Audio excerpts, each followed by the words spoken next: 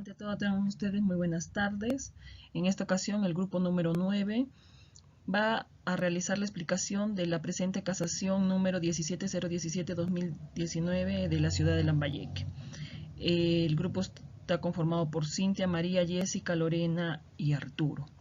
En cuanto a los antecedentes, podemos precisar que en la presente casación el señor Segundo Fabián Coronel interpone una demanda ¿ya? Contra la empresa usuaria Electronorte, que viene a ser codemandada de las empresas contratistas o intermediarias ACERSAC, Cooperativa Trabajo y Fomento del Empleo Santo Domingo, Asistentes Técnicos SAC, SICS, Contratistas Generales SAC y GERSAT SAC, con el fin de que se declare la existencia de la desnaturalización de los contratos que prestaban los servicios que han sido celebrados por intermediación laboral.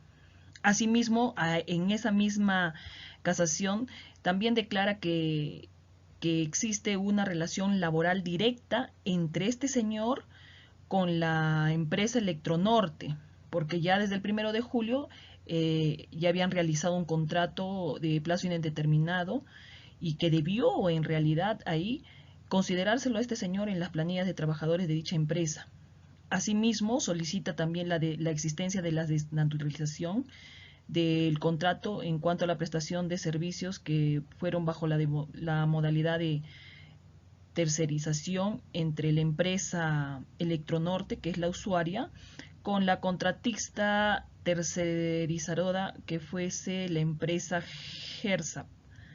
Finalmente, él peticiona también que se le reponga como trabajador dependiente en esta empresa Electronorte y que se le haga el pago de las remuneraciones y que también se le haga el pago de los costos y costas del proceso judicial.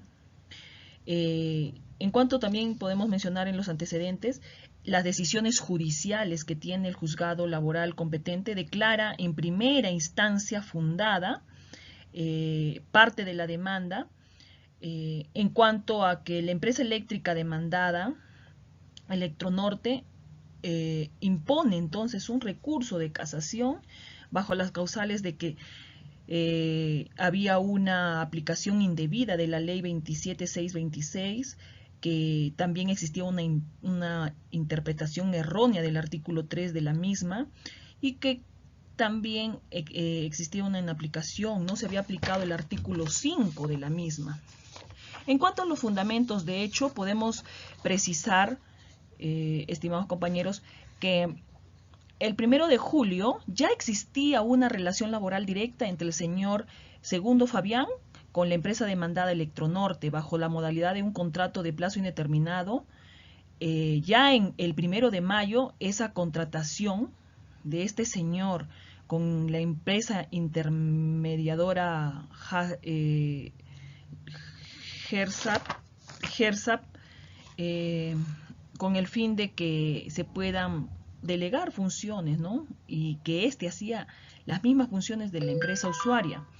También podemos visualizar que el 7 de mayo la demanda interpuesta por este señor Fabián Coronel solicita que se declare la desnaturalización de los contratos, uno, por la intermediación laboral que se celebró entre él y la empresa Electronorte, así como otro contrato en el que se realiza o se celebra con Electronorte y la empresa contratista GERSAP por un plazo indeterminado, ¿no?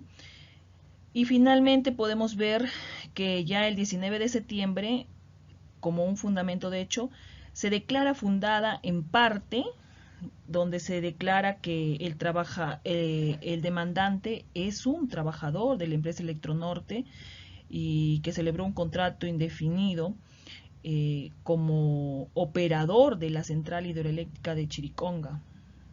Asimismo, se ordena también a la empresa Electronorte que lo reponga a este demandante y declara, bueno, entonces improcedente en realidad aquellas remuneraciones que dejó de percibir este señor. Y por último, consideramos que la Sala Laboral de la Corte Superior confirma en sí la sentencia apelada declarándola fundada en parte, ¿no? Ya en casación lo declara infundado, porque manifiesta que no se cumplen los supuestos que están descritos en el artículo 3 de la ley 27626. Asimismo, vamos a dar a conocer los fundamentos de derecho, que son tres en realidad. La aplicación indebida de esta ley, ¿no? 276, que en otras palabras regula las actividades de estas empresas especiales de servicios y las que son de las cooperativas de trabajadores. El segundo, el segundo fundamento de derecho tenemos que manifiesta que hay una interpretación errónea del artículo 3 de esta presente ley y que no se aplica el artículo 5 de la misma. En cuanto a la parte resolutoria, cabe resaltar que la Sala Suprema, ya conocedora de esta casación, señala pues que los artículos que se ha mencionado, en este caso el artículo 3 de la ley 27626, no se encuentran en sí los supuestos de temporalidad, complementariedad o especialización. En la presente casación no se precisa en el contrato.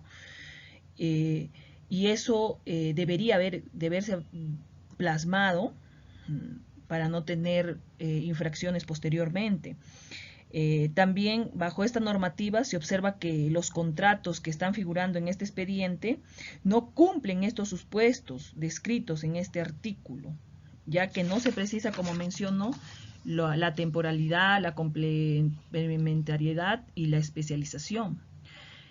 Posteriormente también el colegiado vemos que indica que en el artículo 5 no está contenida esa pretensión que se acredite que se infracciona los supuestos de intermediación laboral.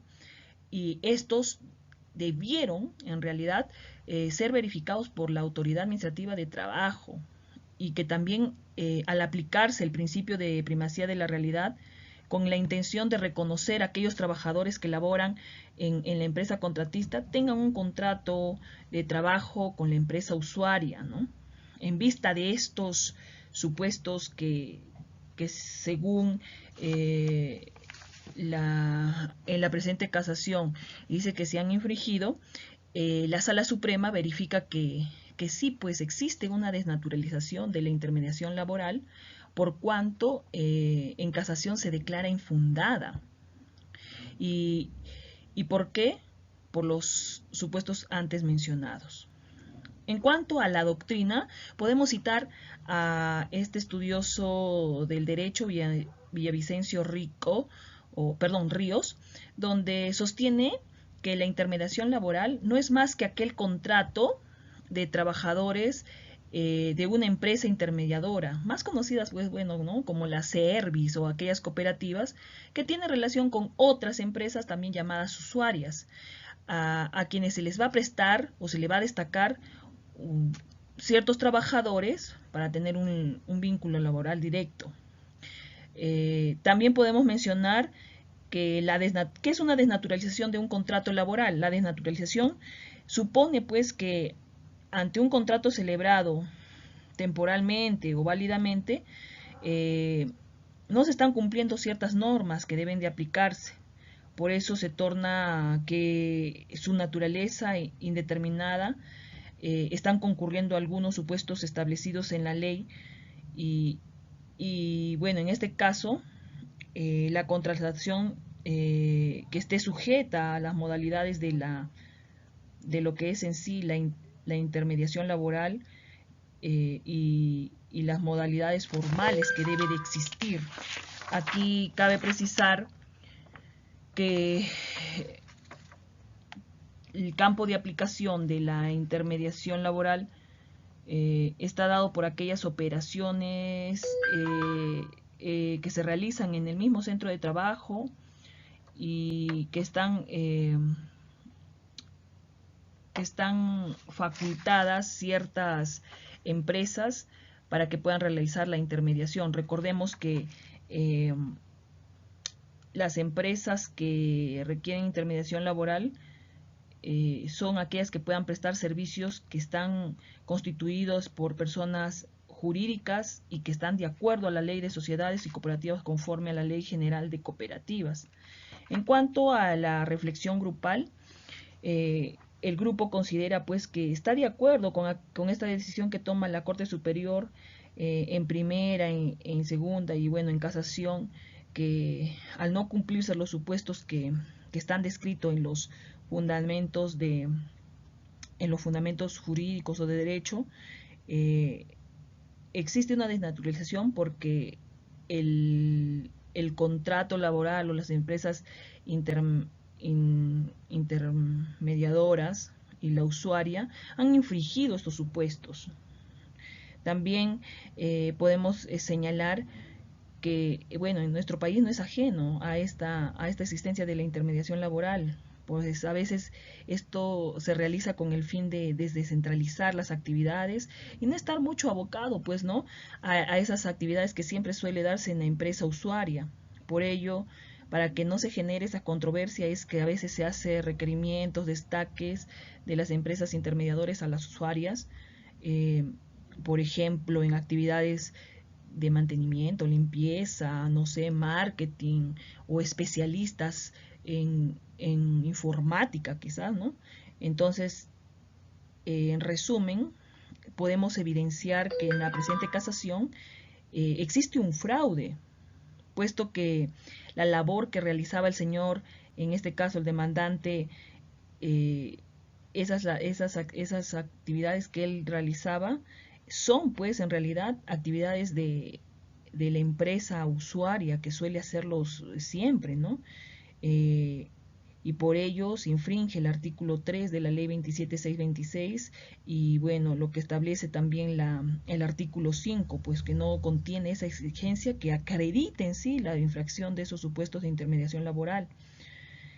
Finalmente también podemos decir pues que la intermediación laboral ya no se puede ver la relación que existe entre empleador y trabajador, pues porque acá ya aparece una tercera persona. En este caso estaríamos hablando pues de la empresa usuaria, la intermediadora y el trabajador en sí. También vemos que existe una flexibilidad laboral, pues, ¿no?